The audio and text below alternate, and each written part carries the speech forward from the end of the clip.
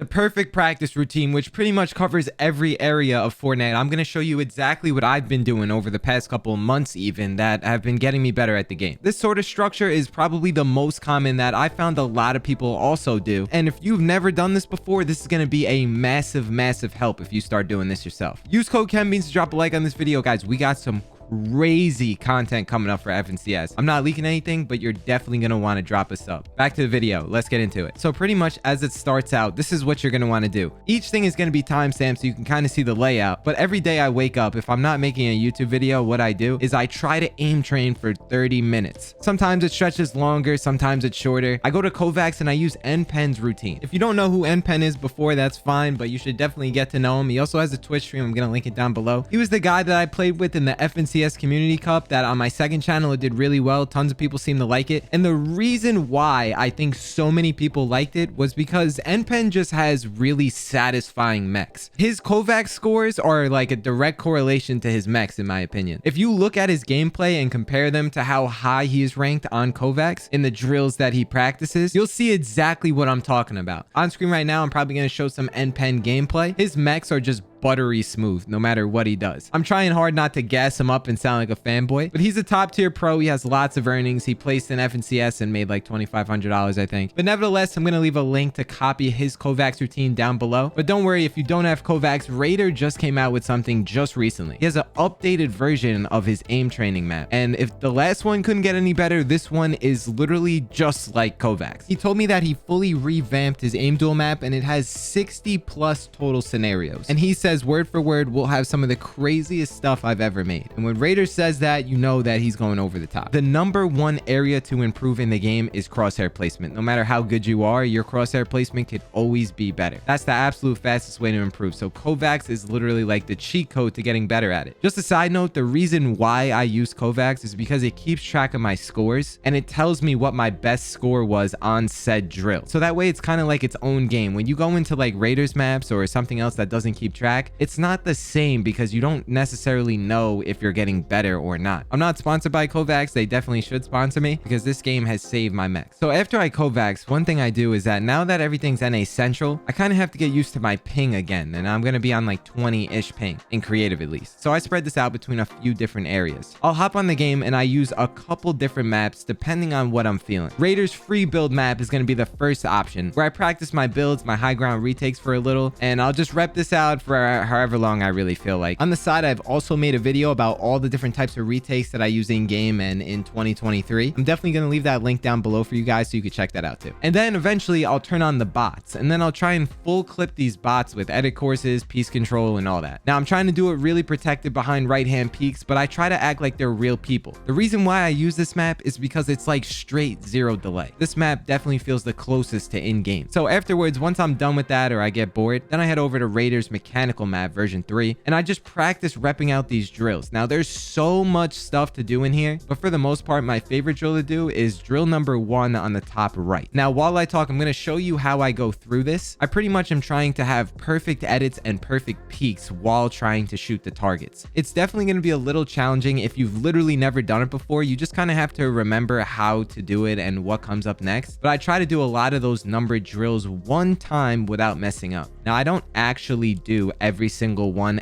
every time I hop on the game. I mean, if I did that, I would be spending way more time that I don't necessarily have. So once I get that drill finished, like I said, I'll go on to the next ones. But the biggest thing that helped me improve, I even messaged Raider and I told him about this. The part of this map with the peaks, you have to try and piece control this bot, and anytime you're exposed, it ends up shooting you. So this translates over to real games hella nice. One of the things I've been working a ton on recently is my peaks, because if you can minimize the amount of damage you take, you're gonna win every single fight. Sadly, just doing these things I've talked about so far is not enough. Me and Jiven, we chill in calls sometimes, and one thing he was telling me, I was just like sharing my screen and he was watching me go throughout this stuff, and he was telling me that I need to try and get quicker at doing them. And he has a good point, because sometimes when I'm practicing, like my arm, when I'm swinging my mouse, pressing my keys, they don't really get tired. So it brings up the question of, am I really practicing or am I just like kind of going through the motions? When you do these drills, try to go so fast that your hands get tired. This is going to be really good practice for you. And this is what Jiven was trying to tell me. This is how I'm going to build up the speed faster and faster and faster and get more consistent at doing it. So now, just so we're on the same page here, what it looks like is I'll get to my desk, I'll turn on everything, I